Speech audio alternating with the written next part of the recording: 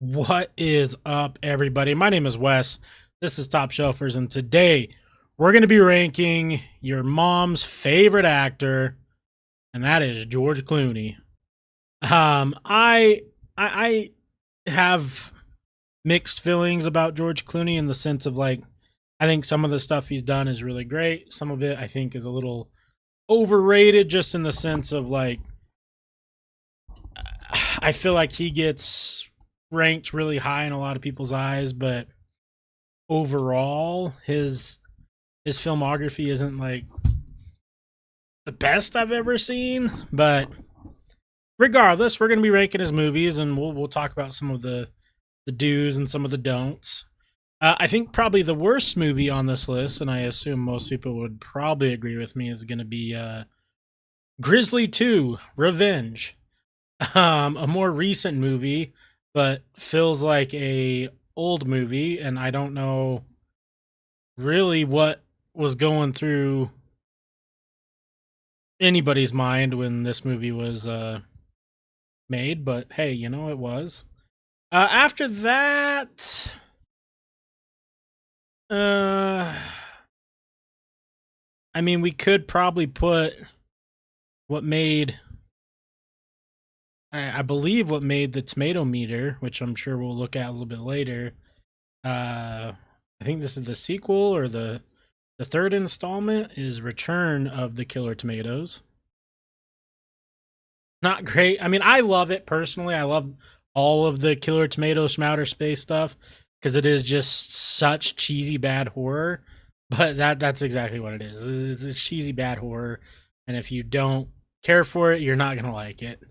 After this, I mean, I feel like it just kind of falls down the list of like what you do like and what you don't like. I'm gonna put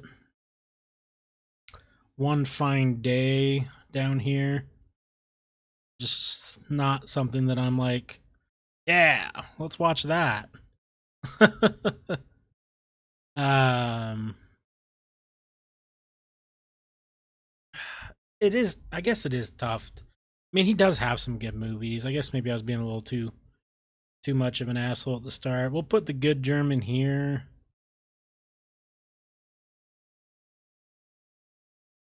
I mean, I know Batman and Robin's low, but I did like Batman and Robin as a kid quite a bit. Maybe I'll put Tomorrowland.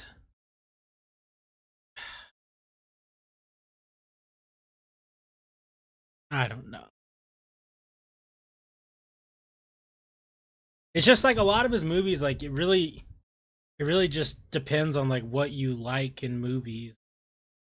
If you like certain things, you're gonna like his movies. If you don't, what I mean by that is like he has a lot of movies that just have like a cult following. Like I mean, From Dusk Till Dawn, Solaris, the Ocean's movies, Leatherheads has a cult following. Many Stare at Goats has a cult following.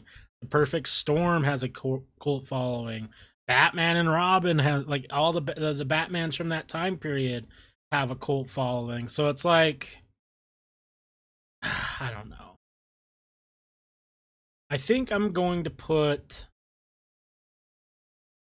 Intolerable Cruelty here. It's just not my wheelhouse, especially with what I was just saying. And then maybe we'll kick like Midnight Sky down here. That will round out the bottom part. Ocean's movies, I don't even know. I don't even know where I would put those. I'm gonna put Batman and Robin here. I feel like it sucks because like, sorry, I had a phone call to make there, so we had to cut. Okay, where was my thought process at? So I was talking about the Monuments Men or Monumentus Men or however it's pronounced. Just one of those movies that like should have been like the greatest thing ever made, right? I mean, your cast is Clooney, Damon, Bill Murray, John Goodman, like some of the biggest hitters in my eyes, and it just wasn't. It just kind of flopped.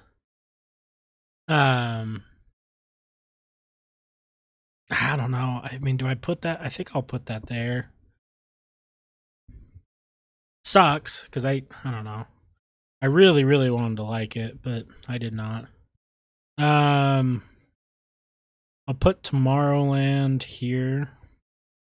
Another one that I really, really wanted to like and just kind of fell short. We'll do Welcome to Collinwood. And I would say honestly, from like Midnight Sky on, I would take the time to watch. I feel like everything from here on out is really is pretty good. Um, I really need to start thinking about how I'm gonna do these Oceans movies. Because I mean, Oceans 11 is the best one. The first one was new, it was cool, it was slick. 12 was okay. 13 was okay. I don't think I would put them now. I feel like that's way too low for those movies, especially 11. Hmm. Maybe we'll do Money Monsters. Let's put that there.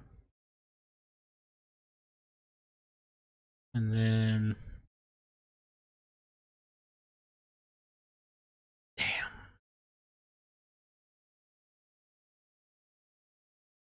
I think I'm gonna put mm, I'm sure I'm gonna get hate for this. I think I'm gonna put the Edis of March political movie. I just I like political espionage and like crazy political stuff, but just like a straight up political movie, I just don't care, man. I just don't care. 5. I need 4 more out of the top 20. I mean, I know my top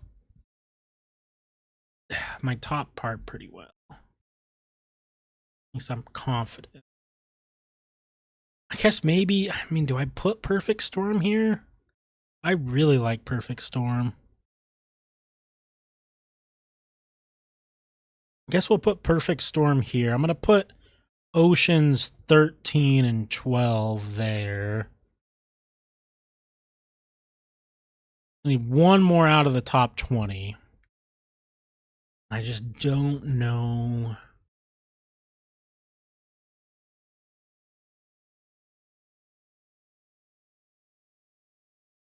I mean, is it going to be Men Who Stare at Goats out of the top 20? No, I feel like that. We'll put Leatherheads out of the top 20. Where am I going to put Hail Caesar? I just saw that. I gave that. And that movie is pretty.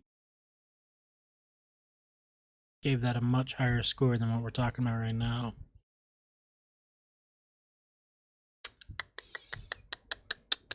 Okay. So, and I always think it's a good every couple weeks to kind of explain how I do these tier lists. So if you made it this fall, the phone call really threw me out of my rhythm. I'll be honest with you, because I cut it out, but it was like a 15-minute phone call. So how I do these tier lists is like I have a laundry list of directors and actors and actresses and all of that stuff, and I kind of slowly weed through them as time goes on, watching movies and whatnot. I do have a lot of time to watch movies. I'm not going to get into the reason why, but I do have a lot of time to watch movies. Sometimes I'll just listen to them if they're a movie that I don't need to be like intently staring at. Sometimes I'll be working on other stuff while I'm watching a movie, yada yada yada. And then I will take, like, for example, George Clooney. I'll watch a movie and then I'll rate it out of 10. Right? That's what I have on my other screen. Is like, but I don't put them in order, because what I wanted when I want to do these rankings, I want it to be like thinking of all the movies now in the moment. Like, why did I give this one a 7.6, but this one a 7.8 when I really liked that other one better? Because then it makes me start thinking like, well, which one would I want to rewatch right now?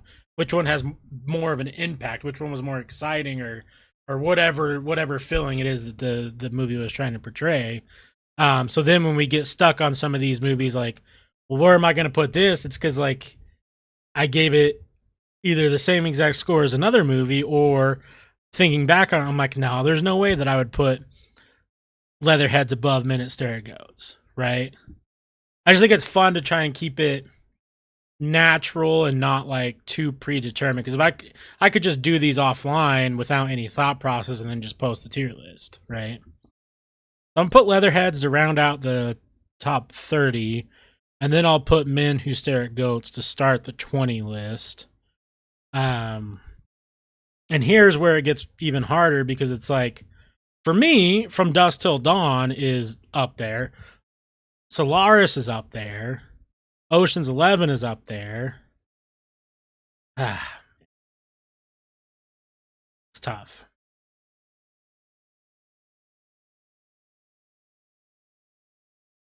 And like Failsafe's awesome. Burn After Reading is a classic. We've talked a lot about Burn After Reading because of how many damn people are in that movie.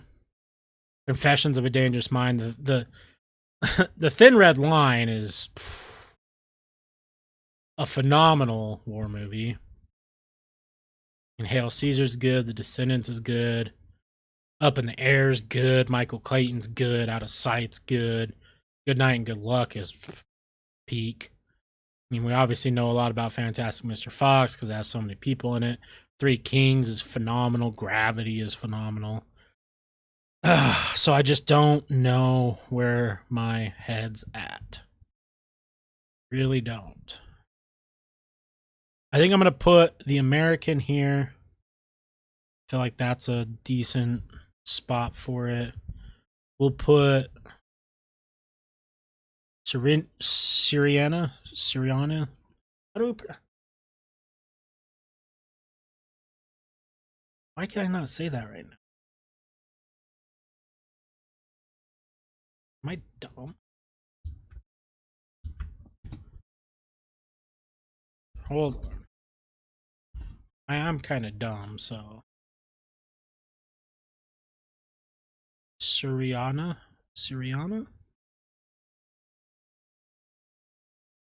Oh, hold on. We are looking at how to present vocabulary, so stay tuned to learn Syriana. Syriana. Okay, I said it right. Jeez. When you immediately just question everything that you know about everything, you gotta make sure you don't go crazy. Okay. So, Syriana we'll put there. Oh Brother, Where Art Thou? Like, where do I put that movie? I mean, that's a cult classic. I think I'm gonna put.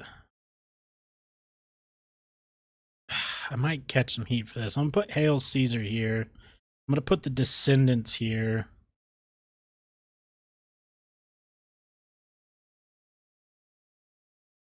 I'm gonna put Up in the Air here.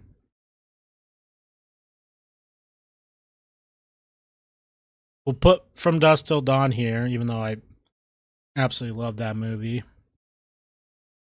Oh no, we'll put Solaris before From Dusk Till Dawn. I do really like Solaris, but I don't think I can have that in my. I think From Dusk Till Dawn is better than Solaris. Is what I'm trying to say. We'll put Oh Brother, Where Art Thou here, and then to round out right out of our top 10, I'm gonna put Failsafe. I think I'm happy with that. Shoot, now this is tough. I'm gonna put Ocean's 11 at 10. Burn After Reading at 9.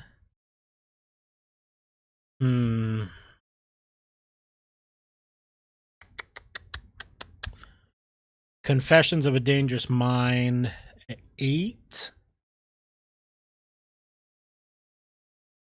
I'm gonna put Fantastic Mr. Fox at 7. Thin Red Line at 6. I think I'm happy with that. That's one that I was tough, that I just wasn't quite sure where I was gonna put. I think for number 5, I'm gonna put Michael Clayton. I feel like Michael Clayton is just just so George Clooney. Like when you think of George Clooney, you think of Michael Clayton. I'm gonna put Out of Sight at 4. Oh, man. This top 3 are tough. I don't know.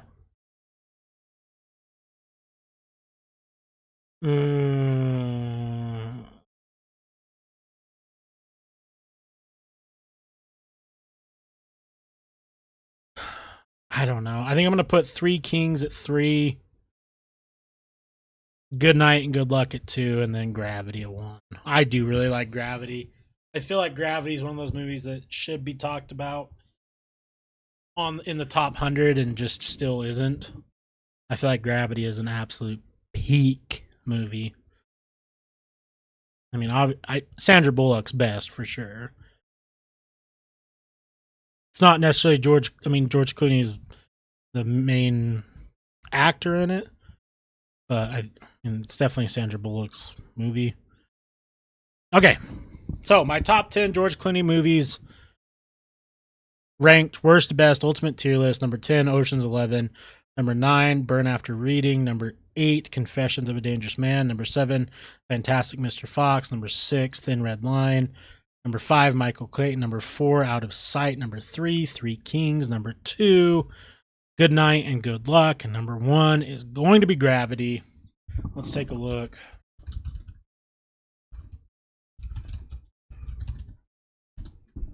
Perfect. There's a tomato meter. Having a tomato meter just makes it so much easier because we can just go, well, 15. Spoiled a little bit. Okay, they have Return of Killer Tomatoes last place. That's fine. Grizzly, okay. Batman and Robin at 34. I had that higher. Oh, wow. Monuments Men at 33. I had that higher. A Good German at 32. That's about where I had it. Perfect Storm at 31. I had that much higher.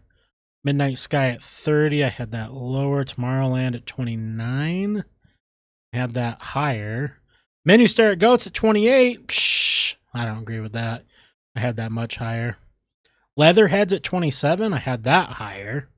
One Fine Day. I had that way lower. Crazy. Welcome to Collinwood at 25. I had that lower. Ocean's 12 at 24. I had it higher. Money Monsters at 23. I had lower. From Dusk Till Dawn at 22. No. I had that at 12. Solaris at 21. Oh my gosh. I had that way higher. The American at 20. I had that at 19. Okay. Ocean's 13 at 19. I had that much lower. Failsafe at 18. I had that at 11. Syriana at 17. I had that at 18. Intolerable Cruelty at 16. Okay, I had that at 32. Oh Brother, Where Art Thou at 15. I had that at 13. Oh wow, Burn After Reading at 14. That's usually always in the top 10. I had that at 9. Confessions of a Dangerous Mind at 13. I had that at 8. The Thin Red Line at 12. I had that at 6. What is in their top 10? Ocean's 11 at 11. I see what you did there. Oh, okay. Well, I guess I'm not surprised by that. Ides of March at 10. I had that. What is that? 25. Hail Caesar at 9. I had that at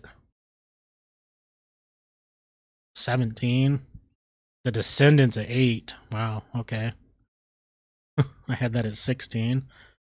Up in the Air at 7. I had that at 15. Wow, so I had those 3 in a row, but just way down. That's crazy. That's the first time that I think we've done something like that. Okay, Michael Clayton at 6. I had that at 5. Out of Sight at 5. I had that at 4. Excuse me. Good Night and Good Luck at 4. I had that at 2. Okay, Fantastic Mr. Fox at 3. I had that at 7.